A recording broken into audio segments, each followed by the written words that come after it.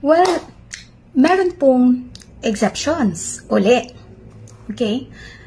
Kung meron kayong company policy at nakalagay doon sa inyong handbook na kapag may work suspension dahil sa weather disturbances, calamity, okay, and nakalagay doon na may bayad kayo kapag nag-declare ng work suspension sa employer, pwede kayong mag-demand.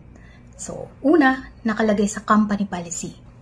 Pangalawa, company practice. Ibig sabihin, naging tradisyon na, naging practice na ng kumpanya na magbayad sa empleyado kahit hindi sila pumasok kapag nagsuspende ng work sa employer dahil sa baha, dahil sa kalamidad, dahil sa may sakuna, dahil sa weather disturbances.